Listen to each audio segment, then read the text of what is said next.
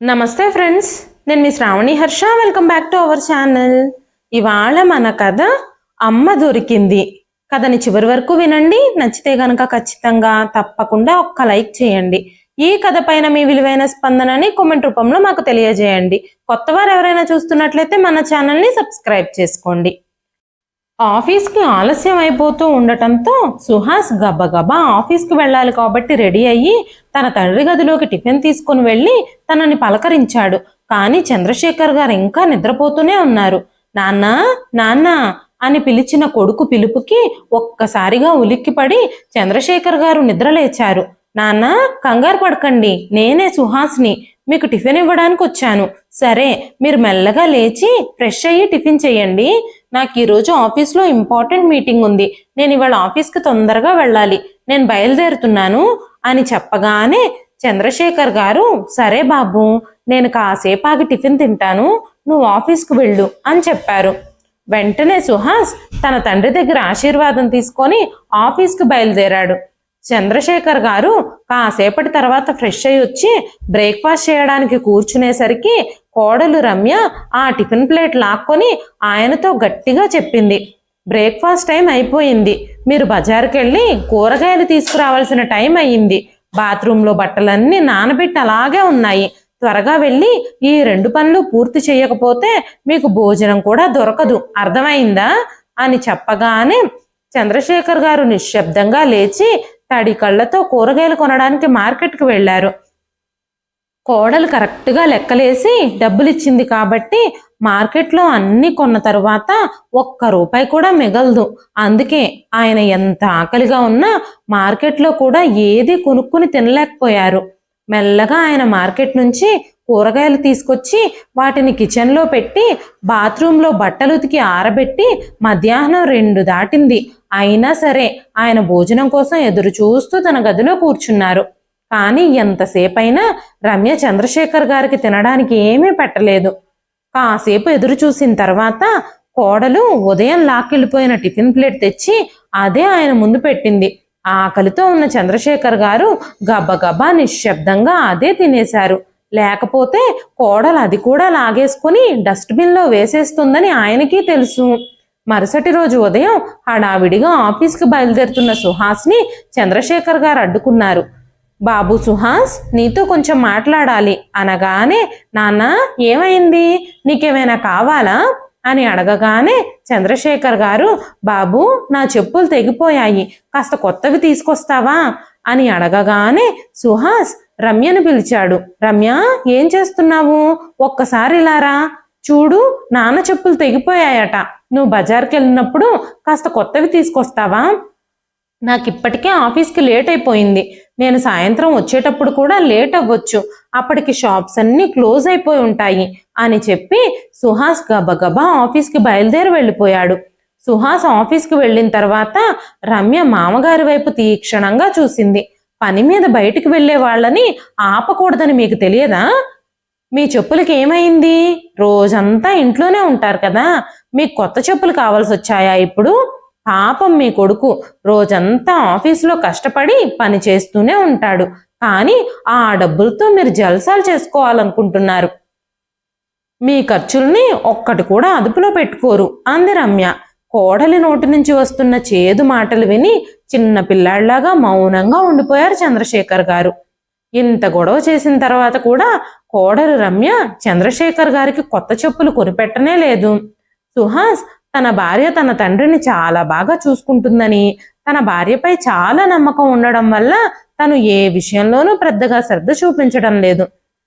ఎందుకంటే సుహాస్ ఇంట్లో ఉన్నంతసేపు రమ్య తన మామగారితో చాలా గౌరవంగా ప్రవర్తిస్తుంది. ఉదయం లేచి హడావిడిగా మామగారి కోసమే అని చెప్పి టీ, టిఫిను అన్నీ రెడీ చేస్తోంది. సుహాస్ ఇంటి బాధ్యత మొత్తాన్ని అందుకే తన భార్యకే అప్పగించేశాడు.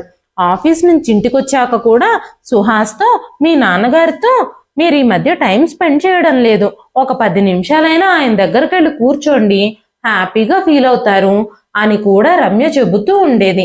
అందుకే సుహాస్కి రమ్య మీద చాలా ఇష్టం, ఇంకా గౌరవం పెరిగాయి. సుహాస్ ఇంటికి రావడానికి ముందుగానే చంద్రశేఖర్ గారికి ఉదయం మిగిలిన భోజనం పెట్టేసి తన గదిలోకి పంపించేసేది రమ్య. సుహాస్ ఇంటికొచ్చాక తన తండ్రిని నాన్న భోజనం చేశావా అని అడిగినప్పుడు రమ్య మామయ్య గారి వయసు పెరిగిపోతుంది కదండి, లేటుగా తింటే ఆయనకు అరగదు, అందుకే లేటుగా భోజనం చేస్తే సరిగ్గా నిద్ర కూడా పట్టదని తొందరగానే భోజనం పెట్టేశాను.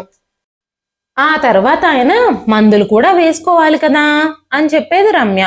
భార్య చెప్పే తీయని మాటల వెనకాల దాగి ఉండే ఉద్దేశం సుహాస్కి అర్థమయ్యేది కాదు. ఒకరోజు ఆఫీస్లో సుహాస్ వాళ్ళ బాస్ వాళ్ళ ఇంట్లో ఫంక్షన్ ఉండటంతో తొందరగా ఇంటికి వచ్చేశాడు. ఈ రోజు నాన్నని రమ్యని సర్ప్రైజ్ చేద్దాం, ఈ రోజు నేను వాళ్ళని ఎక్కడికో అక్కడికి తీసుకెళ్తాను అని చెప్పి కనీసం రమ్యకి ఫోన్ కూడా చేయకుండానే ఇంటికి వచ్చేశాడు. ఇంటికి వచ్చేసరికి ఇంట్లో అడుగు పెట్టక ముందే రమ్య పెద్ద పెద్ద అరుపులు విని సుహాస్ అడుగులు అక్కడే ఆగిపోయాయి.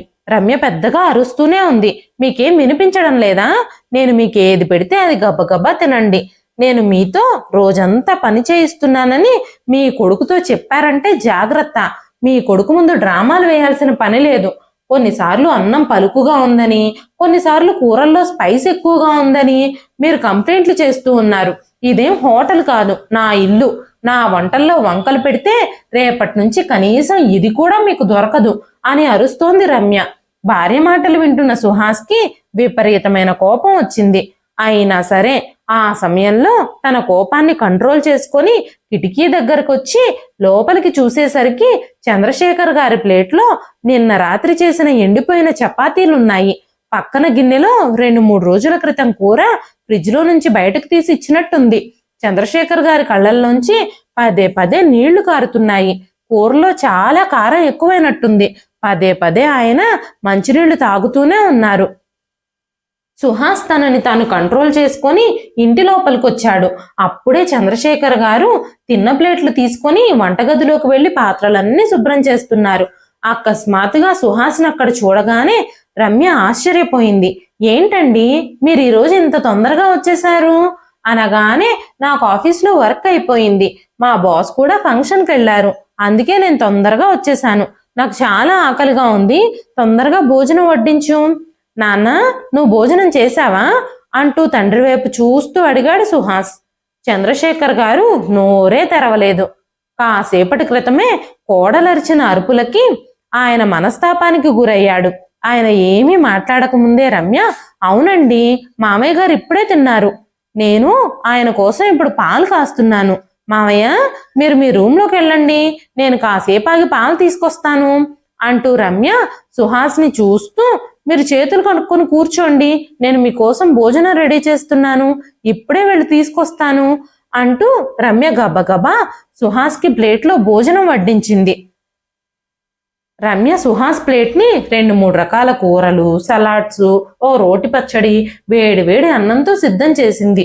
సుహాస్ తన ప్లేట్లో వేడి వేడి అన్నం తినడం ప్రారంభించినప్పుడు రమ్య సుహాస్ పక్కనే కూర్చుంది. వెంటనే సుహాస్, నా ప్లేట్లో ఎందుకని ఇన్ని రకాల భోజనం పెట్టావు? కానీ మా నాన్న ప్లేట్లో ఇవేవీ లేవు, ఎండిపోయిన చపాతీలు మాత్రమే ఉన్నాయి.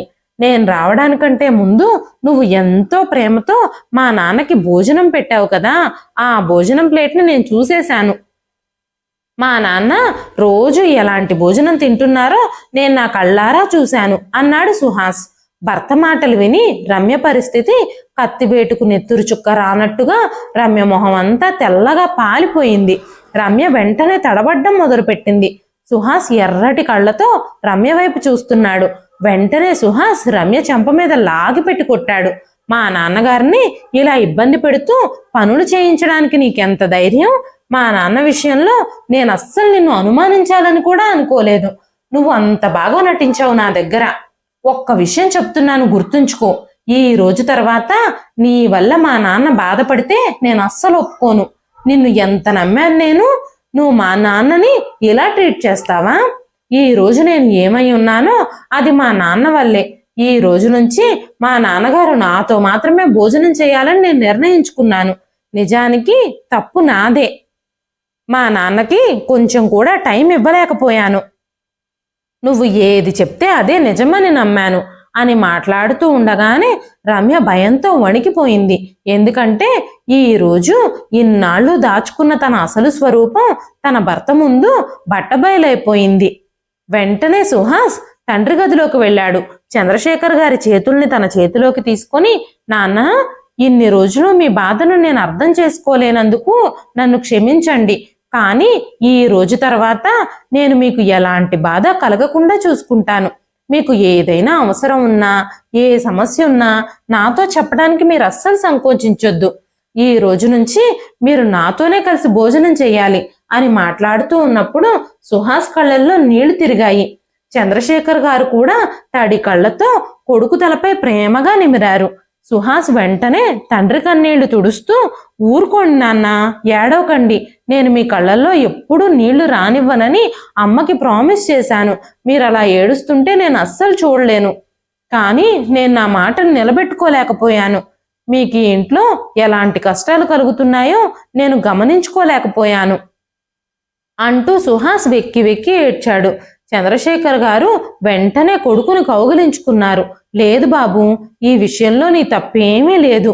తల్లిదండ్రుల్ని వదిలించుకోవడానికి, తల్లిదండ్రుల్ని రోడ్డు మీదకి విసిరేసే పిల్లలున్న ఈ రోజుల్లో నీలాంటి కొడుకును నాకు ఇచ్చినందుకు ఆ దేవుడికి నేను కృతజ్ఞతలు చెప్తున్నాను. నీలాంటి బిడ్డను కన్నందుకు నాకు చాలా గర్వంగా ఉంది. నా కోసం ఎవరైనా ప్రాణం ఇస్తారు అంటే, ఎవరైనా నన్ను ప్రాణంలా ప్రేమిస్తారు అంటే అది నా కొడుకే. నా వృద్ధాప్యంలో నీలాంటి కొడుకు ప్రేమ, సాంగత్యం పొందటం నా అదృష్టం. కొడుకుతో కలిసి సంతోషంగా గడిపే భోగభాగ్యాలు అనుభవించే సమయం రాగానే మీ అమ్మ నన్ను వదిలేసి వెళ్ళిపోయింది. ఇన్ని రోజులు నా కష్టంలో తోడుగా ఉంది. ఇప్పుడు సుఖపడే సమయాల్లో ఆ భగవంతుడు ఆమెను తీసుకెళ్లిపోయాడు. పాపం లక్ష్మి నన్ను పెళ్లి చేసుకుని నా ఉమ్మడి కుటుంబంలోకి వచ్చింది అని కొడుకుతో చెబుతూనే చంద్రశేఖర్ గారు గత జ్ఞాపకాల్లోకి జారిపోయారు. పెళ్లికి ముందు లక్ష్మి తన తల్లిదండ్రులకి ఒక్కతే కూతురు. ఆ ఇంట్లో ఎంతో గారాబంగా పెరిగింది. చంద్రశేఖర్ గారిని పెళ్లి చేసుకొని వాళ్ళింట్లో అడుగు పెట్టగానే ఆ ఇంటి బాధ్యతలన్నీ లక్ష్మి గారి భుజాల మీద పడ్డాయి.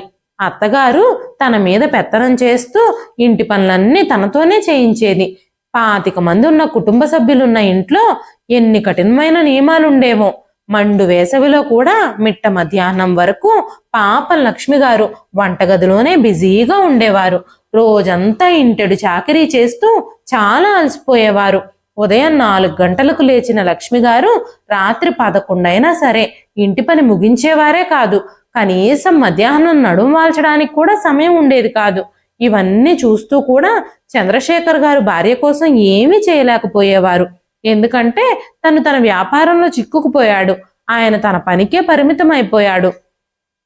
చంద్రశేఖర్ గారి అక్క చెల్లెళ్ళు, అన్నదమ్ములు అందరూ వాళ్ళ చదువులు, ఉద్యోగాలు, ఆ తర్వాత పెళ్లిళ్ళు, ఎవరికి వారికి భార్యలు వచ్చాక వాళ్ళ జీవితాలని వాళ్ళు తమదైన రీతిలో స్వేచ్ఛగా జీవించడం మొదలుపెట్టారు. కానీ లక్ష్మి గారు మాత్రం జీవితంలో ఎలాంటి మార్పు రాకుండా అలాగే ఉండిపోయారు. అంతకు ముందు వరకు లక్ష్మి గారు తన ఇబ్బందులన్నింటినీ తన భర్తతో అప్పుడప్పుడు చెప్తూనే ఉండేవారు. కాలం గడుస్తూ ఉండగా లక్ష్మి గారు ఆ ఇంటి పనులు, వంట పనులు, ఇంటి బాధ్యతలు అన్నీ తన విధిగా భావించి చంద్రశేఖర్ గారితో ఏదైనా ఇబ్బంది కలిగినా చెప్పటం కూడా మానేశారు. కానీ ఆవిడ భర్త ప్రేమ కోసం రాత్రి పగలు ప్రయాసపడేది. కానీ చంద్రశేఖర్ గారికి ఆవిడ బాధ అర్థమయ్యేదే కాదు. అదే సమయంలో లక్ష్మి గారి తండ్రి చనిపోవడంతో తన తల్లి డిప్రెషన్లోకి వెళ్ళిపోయింది. కానీ లక్ష్మి గారు ఎంత కోరుకున్నప్పటికీ తన తల్లికి అండగా ఉండలేకపోయారు. తన తల్లి ఒంటరిగా అయిపోవడంతో తన తల్లిని తనతో పాటు తీసుకొచ్చుకోవాలని ఇంట్లో అనుమతి కోసం అత్తగారిని అడిగారు. అప్పుడు చంద్రశేఖర్ గారి అమ్మ లక్ష్మి గారిని చాలా మందలించింది. నీకు కొంచెమైనా బుద్ధుండాలి. ఎక్కడైనా కూతురు తల్లిదండ్రుల బాధ్యత తీసుకుంటుందా? ఏ తల్లిదండ్రులు కూతురింటి నుంచి కనీసం మంచినీళ్ళు కూడా తాగరు. కానీ మీ అమ్మకు కొంచెం కూడా సిగ్గులేదు. కూతురు అల్లుడితో ఈ వయసులో సేవలు చేయించుకోవాలనుకుంటుందా అంటూ అత్తగారు మాట్లాడుతూ ఉన్నప్పుడు లక్ష్మి గారు చాలా ఆశతో చంద్రశేఖర్ గారి వైపు చూశారు. ఆయన ఏమైనా సపోర్ట్ చేస్తారేమో అని. కానీ చంద్రశేఖర్ గారి తల్లి చంద్రశేఖర్ గారిని ఒక్క మాట కూడా మాట్లాడనివ్వలేదు. ఎంత ప్రయత్నించినా చంద్రశేఖర్ గారు తన భార్య కోసం ఏమీ చేయలేకపోయారు. లక్ష్మి గారు తన గదిలోకి వచ్చి రెక్కలు తెగిన పక్షిలాగా మౌనంగా ఉండిపోయారు. చంద్రశేఖర్ గారు జాలిపడ్డం తప్ప ఏమీ చేయలేకపోయారు. తన కోసమే జీవిస్తున్న తన జీవిత భాగస్వామి కోసం ఏమీ చెయ్యలేనప్పుడు ఎంత బాధ కలుగుతుందో ఆ రోజే చంద్రశేఖర్ గారికి అర్థమైంది. లక్ష్మి గారి తల్లి రోజు రోజుకు భర్త పోయిన దిగులుతో ఒంటరితనంతో క్షీణించిపోసాగింది. కొద్ది రోజుల్లోనే ఆవిడ కూడా ఈ లోకాన్ని విడిచిపెట్టి వెళ్ళిపోయారు. లక్ష్మి గారు దుఃఖసాగరంలో మునిగిపోయారు. ఆ రోజు చంద్రశేఖర్ గారు లక్ష్మి గారిని పరిశీలనగా చూశారు. నీరసమైన మొహం, నీళ్లతో నిండిపోయిన కళ్ళు, ముఖం నిండా కన్నీటి చారలు. తన చెయ్యి పట్టుకొని ఇంట్లోకి వచ్చిన లక్ష్మి తిను కాదు అని అనిపించింది చంద్రశేఖర్ గారికి.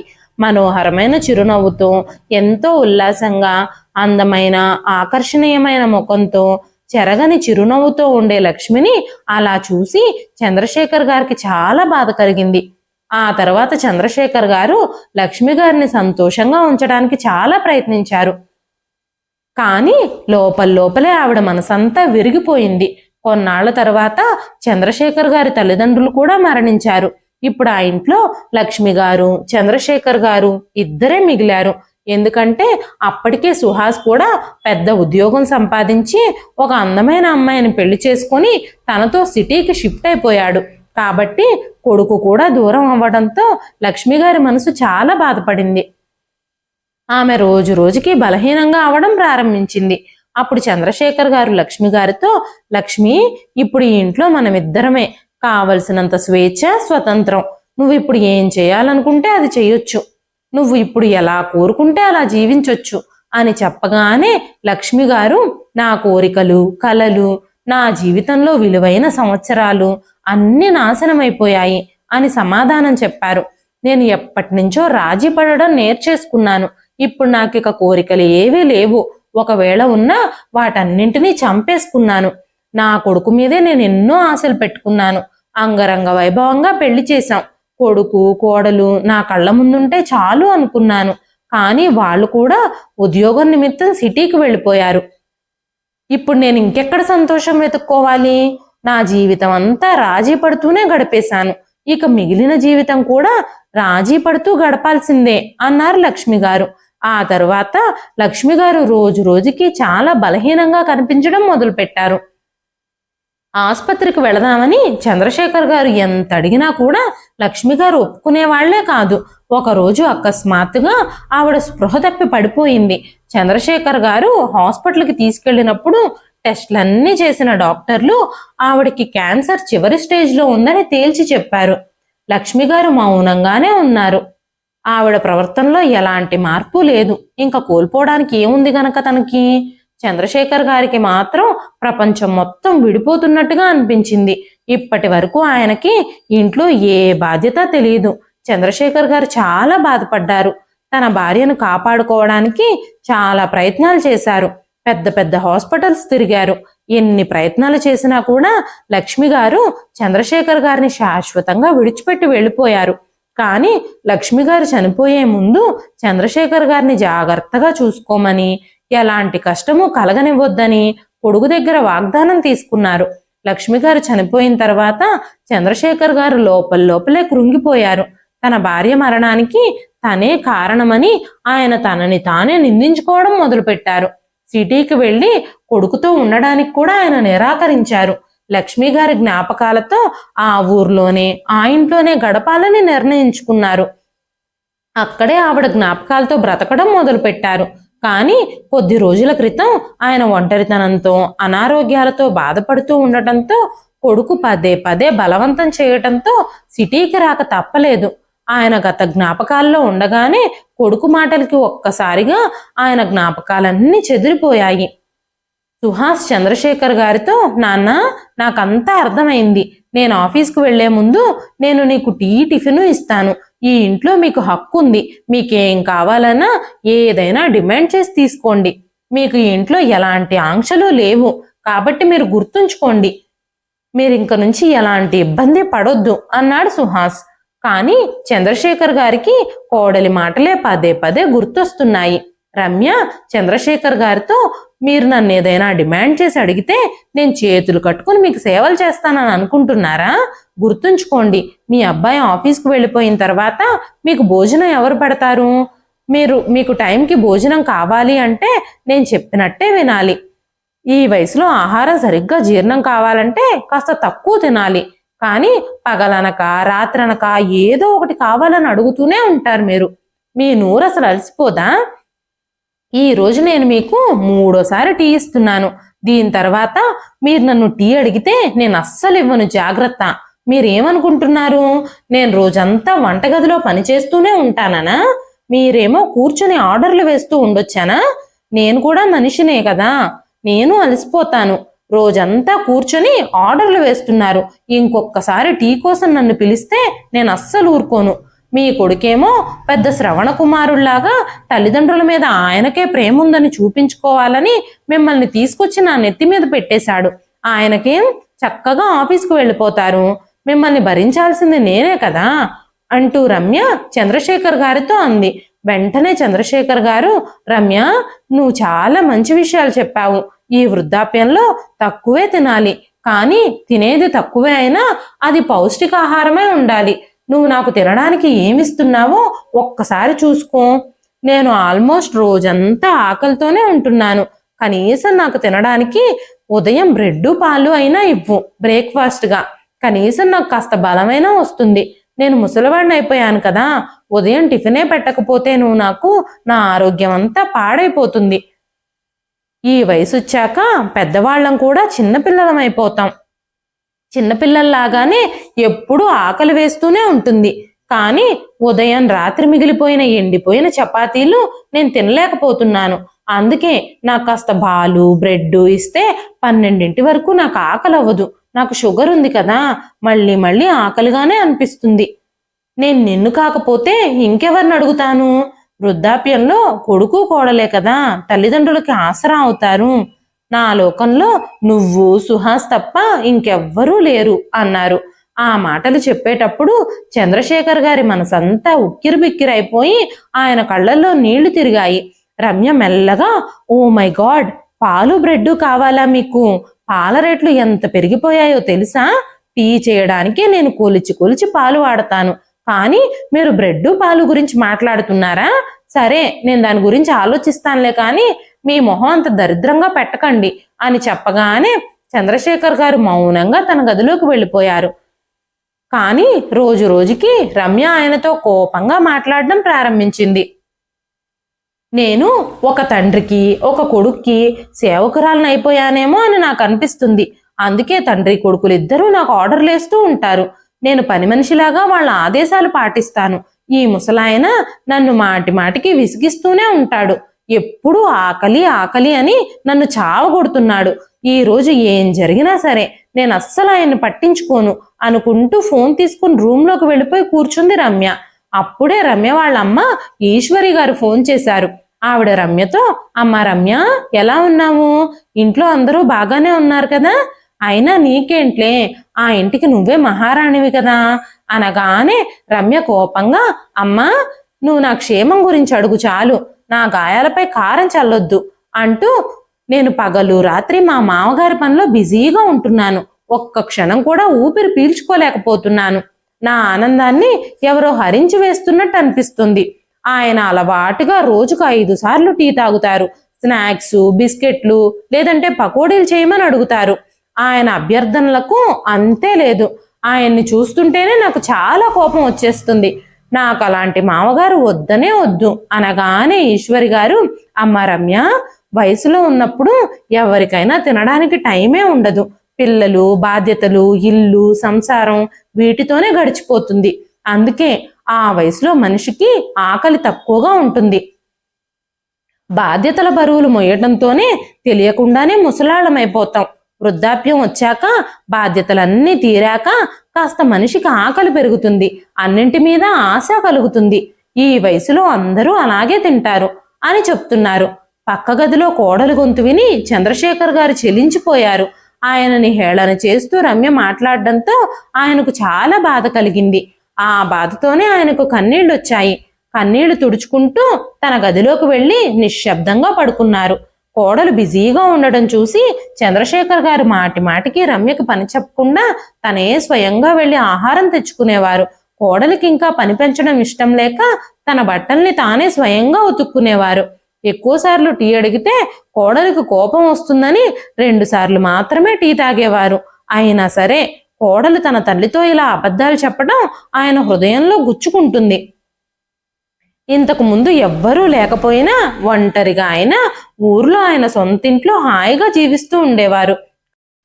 కానీ తండ్రి ఒంటరిగా ఉండడం భరించలేక సుహాస్ ఆయన్ని సిటీకి రమ్మని పదే పదే ప్రాధేయపడ్డాడు. ఒంటరిగా ఉంటూ ఆ ఇంట్లో ఆయనకేదైనా జరిగితే సుహాస్ తట్టుకోలేడు. అంతేకాకుండా చనిపోయిన తన తల్లికి ఏం సమాధానం చెప్తాడు? తన చిన్నతనంలో తన ప్రతి కోరికను తీర్చే పనిలోనే తన తండ్రి అలసిపోయేవాడు. అయినా సరే సుహాస్ కోరింది ఎంత కష్టమైనా చంద్రశేఖర్ గారు నవ్వుతూ ఆ కోరిక తీర్చేవారు. అలాంటప్పుడు తన తండ్రిని ఈ వయసులో ఒంటరిగా తను ఎలా వదిలేయగలడు? అందుకే తను చాలా కష్టపడి తండ్రిని ఒప్పించి సుహాస్ తన తండ్రిని తనతో పాటు తీసుకొచ్చుకున్నాడు. తర్వాత రోజు రమ్య టీ ఇంకా బిస్కెట్లు తీసుకొచ్చి మామగారు ముందుంచింది. లోకంలోని మంచితనం అంతా నా భర్తలోనే ఉంది. ఆయన మాత్రమే ఎందుకు ఇలా ఉన్నాడు? వేరే వాళ్ళ భర్తల్ని చూస్తే వాళ్ళు తమ భార్యల మాటలే వింటున్నారు. కానీ ఈయన మాత్రం నా మాట విననే వినరు. పొద్దస్తమానం నాన్న నాన్న నాన్న అంటూ ఆయన చుట్టే తిరుగుతూ ఉంటారు. ఈ ముసలాయన్ని తీసుకొచ్చి నా నెత్తి మీద పెట్టారు. ఈయన లేనప్పుడు మేమిద్దరం ఎంత సరదాగా ఉండేవాళ్ళం. ఇప్పుడు మాత్రం ఆయనకు టీలిస్తూ స్నాక్స్ ఇస్తూ కావలసినవి వండి పెడుతూ నా జీవితం అంతా ఒక సేవకురాల్లా మారిపోయింది అనుకుంటూ రమ్య, మామయ్య గారు కిచెన్లోనే బిస్కెట్లున్నాయి, మీకేం కావాలంటే అవి ఎప్పుడు కావాలంటే అప్పుడు తీసుకోండి, మాటి మాటికి నన్ను పిలిచి ఇబ్బంది పెట్టకండి.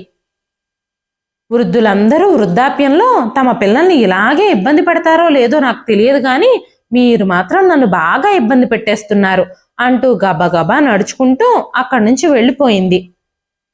కోడలి మాటలకి చంద్రశేఖర్ గారికి చాలా అవమానంగా అనిపించింది. ఆయన మౌనంగా టీ తాగి ఆకలి మంటల్ని ఆర్పుకోవడానికి ఆ బిస్కెట్లు కూడా తిని వాకింగ్ చేయడానికి బయటకు వెళ్ళిపోయారు.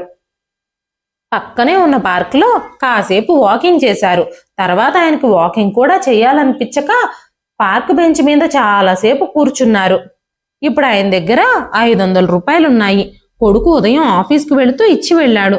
ఆ డబ్బులతో చంద్రశేఖర్ గారు మార్కెట్కి వెళ్ళి కొన్ని ఫ్రూట్స్, కూరగాయలు ఇంకా బాదం హల్వా కూడా తీసుకొని ఇంటికెళ్లారు. ఆయన ఇంటికెళ్లేసరికి సుహాస్ కూడా ఆఫీస్ నుంచి ఇంటికి వచ్చేశాడు. తండ్రి తీసుకొచ్చిన ఫ్రూట్స్, స్వీట్స్ చూసి, నాన్న ఈ రోజు మీరు మార్కెట్ నుంచి ఇవన్నీ ఎందుకు తీసుకొచ్చారు అంటూ స్వీట్ బాక్స్ ఓపెన్ చేసి తను స్వీట్ తింటూ, నాన్న ఇదిగో నువ్వు కూడా తిను, మీకు ఈ బాదం హల్వా అంటే చాలా ఇష్టం కదా అంటూ తండ్రికి కూడా తినిపించాడు. తండ్రి కొడుకుల మధ్య ఆ ప్రేమను చూసి రమ్య ఒళ్ళంతా పాములు జెర్రులు పాగుతున్నట్టుగా అనిపించింది. ఈ రోజు ఏమైందో ఈయనకి, సరుకులు కూడా తీసుకొచ్చారు మార్కెట్ నుంచి అనుకుంటూ, ఏది ఏమైనా నా పనులు మాత్రం నాకు తప్పవు కదా అంటూ వంట పనిలో బిజీ అయిపోయింది రమ్య. అప్పుడు చంద్రశేఖర్ గారు సుహాస్తో, బాబు సుహాస్, నా కోడలు కాకుండా తను నా కూతురు అయి ఉంటే బహుశా నేను తను ఏమన్నా పట్టించుకునేవాణ్ణి కాదేమో. నా కూతురికి సహాయంగా ఉండడానికి నేను కూడా కొన్ని పనులు చేసేవాణ్ణి కదా. నేను నా కోడల్ని ఎప్పుడూ నా కూతురుగానే భావిస్తున్నాను, కానీ తను నన్ను తండ్రిగా భావిస్తుందో లేదో తెలియదు.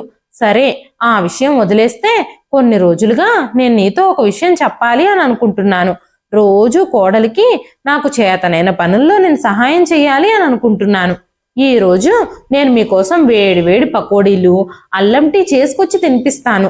నువ్వు కోడలు నా చేతి పకోడీలు రుచి చూద్దురు గాని, మీరిద్దరూ ఇలా వచ్చి కూర్చోండి అంటూ మీ అమ్మున్నప్పుడు నేను అడగకుండానే ఇవన్నీ చేసి తీసుకొచ్చి నా ముందు పెట్టేసేది అనగానే సుహాస్, నాన్న ఇప్పుడు చాలా లేట్ అయిపోయింది, డిన్నర్ టైం కూడా అయిపోతుంది, పకోడీల సంగతి రేపు చూద్దాంలే, కానీ ఇప్పుడు మనం భోజనం చేద్దాం రండి అనగానే, బాబు సుహాస్ ఈ రోజు నాకు పకోడీలు తినాలని చాలా ఆశగా ఉంది అని చెప్పగానే సుహాస్ రమ్యను పిలిచి, రమ్య నాన్నకి పకోడీలు తినాలనిపిస్తుందట, నువ్వు పకోడీలు టీ కూడా చెయ్యి అని చెప్పాడు.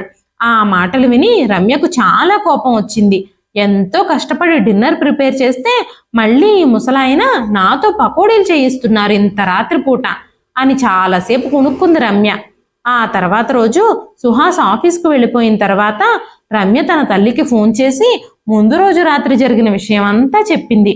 ఈయన ఉద్దేశపూర్వకంగానే నన్ను ఇబ్బంది పడుతున్నాడు అంటూ తల్లితో చెప్పింది. వెంటనే ఈశ్వరి గారు, అలాంటిది ఏమీ ఉండదమ్మా, మీ మామయ్య గారికి షుగర్ ఉంది కదా, ఆయనకి మాటి మాటికి ఆకలవుతూ ఉండుండొచ్చు. ఆయనకి సాయంత్రం ఏమైనా స్నాక్స్ చేసి పెడుతూ ఉండు, అప్పుడు రాత్రిపూట అంత ఇబ్బంది ఉండదు. ఏ టైంలో పడితే ఆ టైంలో నిన్ను ఏమీ అడగరు, పెద్దవాళ్ళు కదా, వాళ్ళని జాగ్రత్తగా చూసుకోవడం నీ బాధ్యతే కదా అని 4 మంచి మాటలు చెప్పగానే రమ్యకి తల్లి చెప్పిన ఆ మాటలు అస్సలు రుచించలేదు. వెంటనే రమ్య తన స్నేహితురాలికి ఫోన్ చేసింది.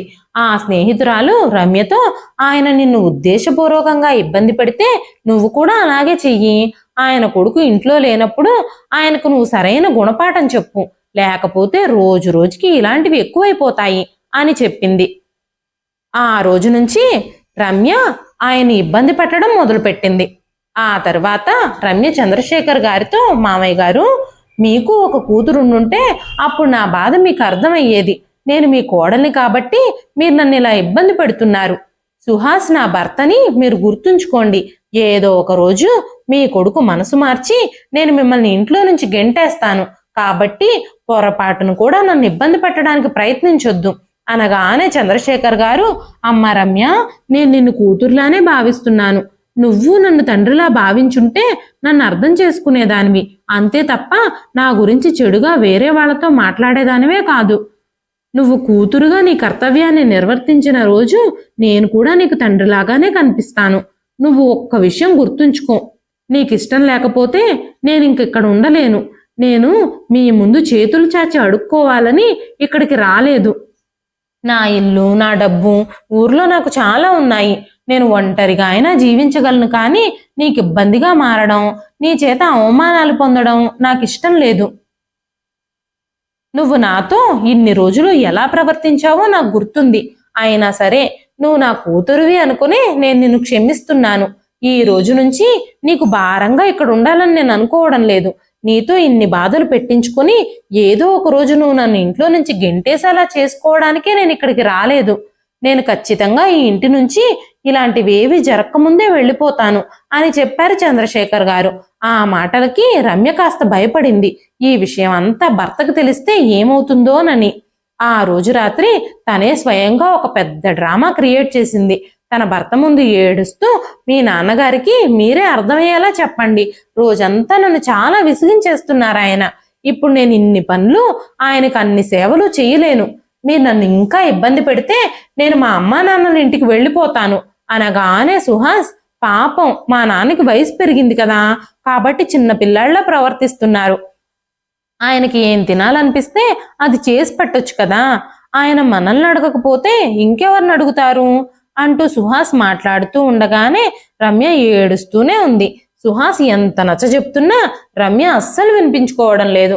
రమ్య ఏడుస్తూనే, ఈయన రాత్రి భోజనం టైంలో స్నాక్స్ అడుగుతున్నారు, సాయంత్రం ఏమైనా స్నాక్స్ పెడితే నాకు ఇప్పుడు ఏమీ వద్దని చెప్తున్నారు.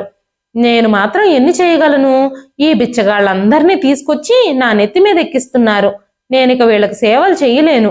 ఈయన ఇంట్లో ఉంటే నేను ప్రశాంతంగా ఉండలేకపోతున్నాను. మీకు నేను కావాలో మీ నాన్న కావాలో తేల్చుకోండి. ఇక ఈ బిచ్చగాడితో కలిసి నేను జీవించలేను. మీకు మీ నాన్న కావాలి అని అనుకుంటే నన్ను వదులుకోండి అని రమ్య చెప్పగానే సుహాస్ కోపంగా, ఏమన్నావు నువ్వు? మా నాన్నని బిచ్చగాడు అంటున్నావు కదా, మా నాన్న ఎంత గొప్పవారో తెలిస్తే నువ్వు ఇలా మాట్లాడవు. రేపొద్దున్నే నువ్వు రెడీగా ఉండు, నేను నిన్ను ఒక ప్లేస్కి తీసుకెళ్తాను.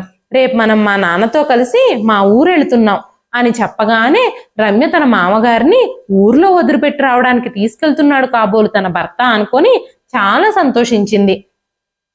ఉదయమే సుహాస్ తన తండ్రి ఇంకా భార్యతో కలిసి గ్రామానికి చేరుకోగానే చంద్రశేఖర్ గారిని కలిసేందుకు ఊర్లో జనాలందరూ క్యూ కట్టారు. పెద్ద పెద్ద భూస్వాములు, డాక్టర్లు, ఇంజనీర్లు అందరూ చంద్రశేఖర్ గారి పాదాలు తాకి ఆశీర్వాదాలు తీసుకోవడానికి వచ్చారు. అందరూ ఆనందంతో ఆయనపై పూల వర్షం కురిపించారు. తన ఇంట్లో పని మనిషి కన్నా హీనంగా బ్రతుకుతున్న మామగారికి ఆ ఊర్లో అంత గౌరవం దక్కడం చూసి రమ్య ఆశ్చర్యపోయింది. ఈయనకు ఊర్లో అంత గౌరవం మర్యాదలు ఉన్నాయని రమ్య కలలో కూడా ఊహించలేదు. చంద్రశేఖర్ గారు తన భార్య లక్ష్మి గారు చనిపోయిన తర్వాత ఊర్లో తన దగ్గరున్న డబ్బులతో చాలా మంచి మంచి పనులు చేశారు. వృద్ధాశ్రమాలు, హాస్పిటళ్ళు కట్టించారు. కొన్ని చోట్ల స్కూల్స్ కూడా తెరిచారు. తెలివితేటలుండి చదువు చెప్పించే స్తోమత లేని పిల్లలకి కాలేజీ ఫీజులు కూడా కట్టి చదివించారు. సమాజంలో తన మామగారు చేసిన మంచి పనులు, తన మామగారికి లభించిన గౌరవ మర్యాదలు చూశాక రమ్య కళ్ళు తెరుచుకున్నాయి. తన తప్పును గ్రహించింది. తనకి అవకాశం దొరికిన వెంటనే, జనప్రవాహం తగ్గిన వెంటనే వచ్చి తన మామగారి పాదాల మీద పడి, క్షమించండి మావయ్య, నేను మీ విషయంలో చాలా చెడ్డ తప్పులు చేశాను. నా తప్పులేమిటో నాకు ఇప్పుడిప్పుడే అర్థమవుతున్నాయి. నేను మిమ్మల్ని చాలా బాధ పెట్టాను. ఇప్పుడిక అలాంటి పొరపాట్లు జరగనే జరగవు అంటూ తన మామగారికి క్షమాపణలు చెప్పింది. చంద్రశేఖర్ గారు, అమ్మ రమ్య, నాకు నీ మీద ఎలాంటి కోపము లేదు. నువ్వు సంతోషంగా ఉండాలని నేను కోరుకుంటున్నాను అంటూ రమ్య తలపై చెయ్యేసి, నేను నిన్ను నా కూతురుగానే భావిస్తున్నాను. కాబట్టి నువ్వు పాత విషయాలన్నీ మర్చిపో. ఈ ముసలాడిని ఈ వయసులో కాస్త జాగ్రత్తగా చూసుకో. అంతకు మించి నేనేమీ కోరుకోను. నాకు కాస్త ఆకలి వేయకముందే కొంచెం అన్నం పెట్టు. ఇప్పుడు నువ్వు నా కోడలివి కాదు, మా అమ్మవి. నేను నిన్ను అలాగే ఫీల్ అవుతున్నాను. బిడ్డకి ఆకలేస్తే అమ్మకే కదా చెప్తాడు. అందుకే నేను కూడా నాకు ఆకలేస్తే నిన్నే అడుగుతున్నాను అని మాట్లాడుతూ ఉన్నప్పుడు చంద్రశేఖర్ గారికి కళ్ళల్లో నీళ్లు తిరిగాయి. మామగారి నోటి నుంచి అలాంటి గౌరవప్రదమైన మాటలు వింటున్న రమ్యకి కన్నీళ్లొచ్చాయి. పశ్చాత్తాపంతో తన హృదయమంతా ద్రవించిపోయింది. వెంటనే మామగారి చేయి పట్టుకొని, మామయ్య గారు, నేను చేసిన తప్పులన్నీ మర్చిపోండి. ఈ రోజు తర్వాత ఈ కూతురు మీద మీకు ఎలాంటి కంప్లైంట్ చేసే అవకాశం రాదు. మీరు నన్ను ఒక తండ్రిలాగా అర్థం చేసుకోగలిగినప్పుడు నేను కూడా ఒక కూతురులాగానే నా కర్తవ్యాలను నెరవేరుస్తాను అంది రమ్య. చంద్రశేఖర్ గారు కోడల్ని ప్రేమగా దగ్గరకు తీసుకున్నారు. అలా ఇద్దరిని చూసిన సుహాస్, ఇప్పుడు మామ కోడళ్ల మధ్య తల్లి కూతుళ్ళ కంటే ఎక్కువ ప్రేమ ఉంది. మీరిద్దరూ కలిసి నన్ను మర్చిపోతారేమో అనగానే ముగ్గురు సంతోషంగా నవ్వుకున్నారు. ఆ రోజు తర్వాత చంద్రశేఖర్ గారు ఆకలవుతుంది అన్నం పెట్టమని అడిగే అవకాశం రమ్య ఎప్పుడూ ఆయనకి ఇవ్వలేదు. ఆయన అడగక ముందే ఆయన కోసం ఆయనకి ఏమిష్టమో అన్ని తెలుసుకుని రెడీ చేసి ఆయన ముందు పెట్టేది రమ్య. ఆ రోజు నుంచి చంద్రశేఖర్ గారు చాలా సంతోషంగా ఉన్నారు. ఇన్ని రోజులు శాపంగా ఉన్న ఆయన వృద్ధాప్యం ఇప్పుడు ఒక వరంగా మారిపోయింది. ఆయనకి కోడలి రూపంలో కూతురు కాకుండా ఒక అమ్మ దొరికింది. ఇదండి ఈ రోజు కథ. ఈ కథ మీకు ఎలా అనిపించింది? వృద్ధాప్యంలో ఒక అమ్మ దొరకడం అదృష్టమే కదా. మీరేమంటారు? మీ విలువైన అభిప్రాయాలని కామెంట్ రూపంలో మాకు తెలియజేయండి. కథ నచ్చితే ఒక్క లైక్ చేయండి. మరెన్నో ఇలాంటి ఇంట్రెస్టింగ్ కథల కోసం మన ఛానల్ని సబ్స్క్రైబ్ చేసుకోండి. మరొక మంచి కథతో రేపు మళ్ళీ కలుస్తానండి. అంతవరకు సెలవు.